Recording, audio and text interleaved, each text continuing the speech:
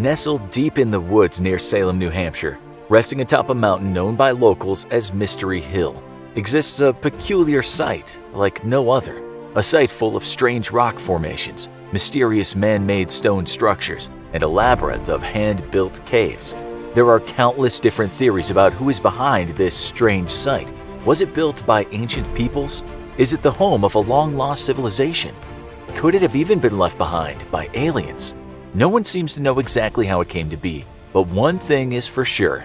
There are many more questions than there are answers about the mystery behind the American Stonehenge. The American Stonehenge is truly a remarkable site, spread out over 12 acres atop a rocky granite hill in New England. The site is home to some of the most interesting and mystifying structures that can be found anywhere in the U.S. The hilltop is covered by a maze of low stone walls made of deliberately stacked flat stones. In some places, massive granite slabs have been laboriously laid on top of the stone walls, creating a sheltered cave-like chamber with mystical names like Sun Deck and the V-Hut. Then there's the bewildering structure known ominously as the Oracle Chamber, a snug underground room carved into the stone, complete with a rough stone bed and even what appears to be a crude stone tube leading outside. And of course, we can't forget about the sacrificial table, an enormous 4-ton granite slab that covers the Oracle Chamber and that may have been used in ancient spiritual rituals. There's also the scenic astronomy trail, which takes visitors on a winding tour through the site's staggeringly accurate astronomical calendar made of stone monoliths. But where did these incredible structures come from? Who built them? And most puzzlingly, why did they create them? These intriguing questions have been hotly debated by both professional scholars and amateur sleuths for decades, but we have yet to unlock the site's secrets or solve the mystery of the American Stonehenge once and for all. Each year, thousands of visitors from across the country and around the world flock to the American Stonehenge, all inexplicably drawn to the mystifying site in the hopes of finding the answers to its cryptic mysteries. The 105-acre property that encompasses Mystery Hill and its curious formations has been in the Stone family for more than half a century, since they purchased the land in 1956. The Stone family dubbed the site American Stonehenge, a nickname that's both a play on the family's name and an homage to the famed original Stonehenge site, a majestic prehistoric stone monument located in England. The Stones opened the site to the public and began offering tours in 1958, and the current owner, Dennis Stone, has dutifully carried on his family legacy. He runs the American Stonehenge alongside his wife and son, offering tours of the site and educating visitors about its supposed historical importance. They host special events like solstice celebrations and astronomical viewing parties, and they operate a gift shop and even an alpaca farm on the property to cater to curious visitors.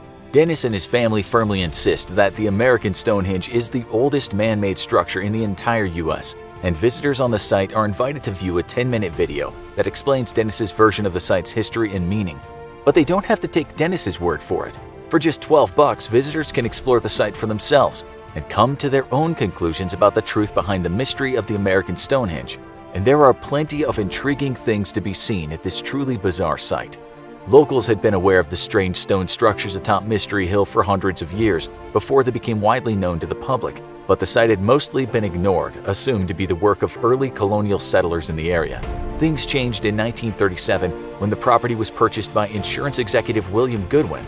Goodwin was a very wealthy man and enjoyed spending his free time indulging in amateur antiquarian projects, such as searching for evidence of Vinland, the fabled North American settlement of the Vikings. Of course, we now know that Vinland does indeed exist. The site was found in Newfoundland, Canada in the 60s, and it's currently the only pre-Columbian site in North America that's widely acknowledged by experts. But back in the 1930s, Vinland was just a whispered rumor, and its location was still a mystery. Many, from learned professionals to amateur sleuths like Goodwin, were keen to be the first to uncover evidence of the Viking settlement, or of any other pre-Columbian settlements on North American soil.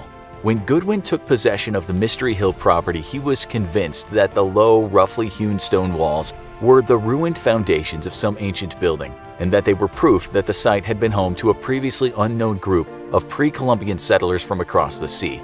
His personal pet theory was that the site had been created by a group of Kuldies or Irish monks who were fleeing Viking invaders, seeking shelter and eventually settling atop Mystery, where they built a new monastery.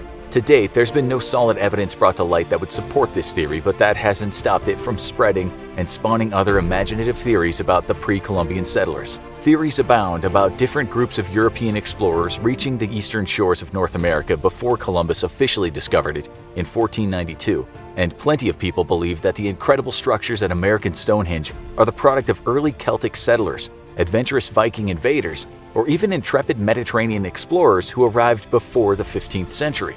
One of the most intriguing theories about the origins of American Stonehenge comes from a 1976 book called America, BC by author Barry Fell. Fell was a marine biologist by trade and an amateur historian in his free time, and he claimed that American Stonehenge held proof that ancient Phoenician and Iberian people had found their way to America as early as 1st century BC, leaving behind intricate stone carvings in the Phoenician language that should have only been found in the Middle East.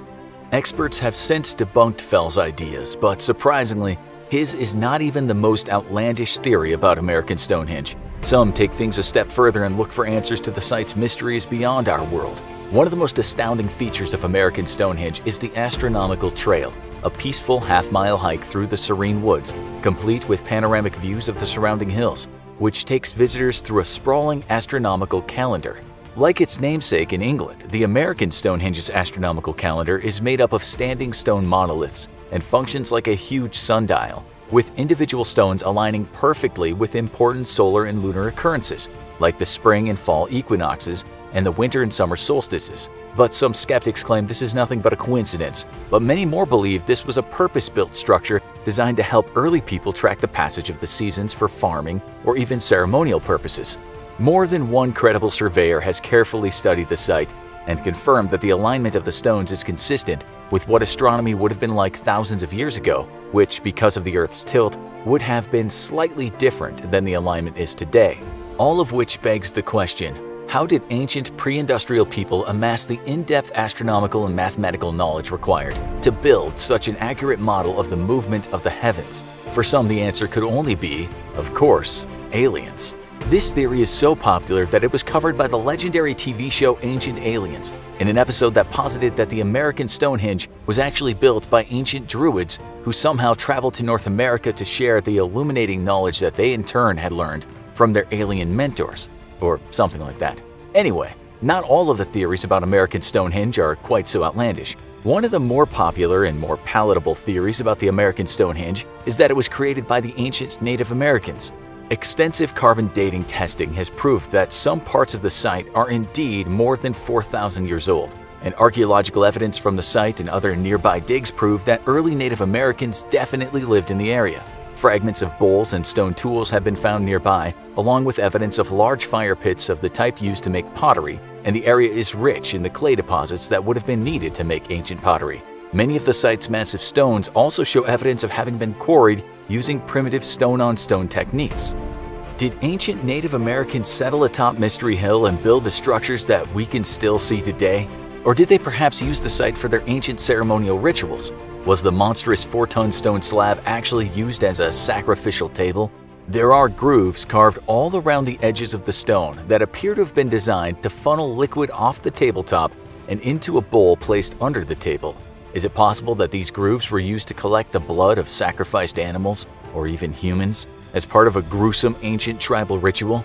Beneath the slab is a tiny, cramped underground chamber, connected to the surface via a crude stone speaking tube. Could an ancient person have hidden themselves away beneath the sacrificial table, speaking into the tube in order to magnify their voice to the gathered masses in a way that made it appear as if the voice was coming from an invisible spirit or god?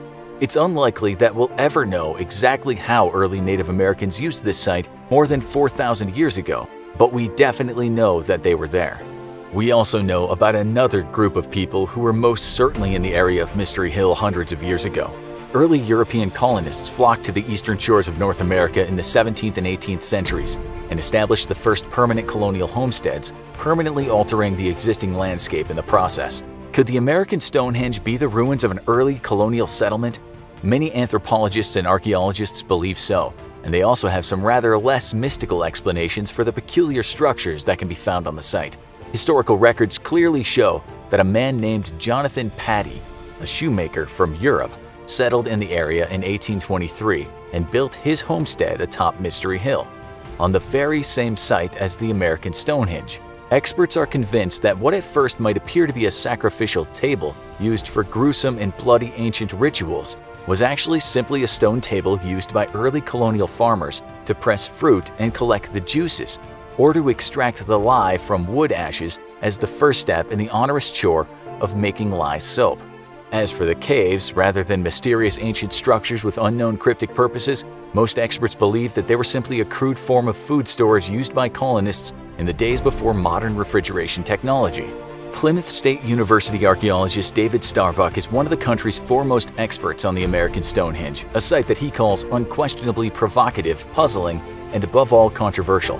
In his opinion, the most likely explanation for this mysterious site is a combination of ancient Native American activity alongside stone structures later built by early European colonists. According to him, there's probably no serious trained archaeologist who believes that it was created thousands of years ago. In fact, Starbuck admits now that it's widely believed that our old friend William Goodwin actually created most of what we can now see at American Stonehenge himself. Theories abound about the peculiar site, but it's highly unlikely that we'll ever really know the full truth behind the mystery of the American Stonehenge. That doesn't bother Dennis Stone, who continues to believe that he owns one of the most important historical sites in America. They're kind of ignorant of all the facts of the site, he says of critics. I'm not saying they're stupid, just that they don't know the facts. Whatever the truth is, there's no denying that it's a powerful experience to walk through the American Stonehenge site, following in the footsteps of early, possibly even ancient peoples, and reflecting on those who have walked where we now walk hundreds or even thousands of years before us. If you thought this video was fascinating, be sure and check out our other videos like this one, called How Did a Whole Village Disappear? Lost Colony of Roanoke Mystery. Or perhaps you'll like this other video instead.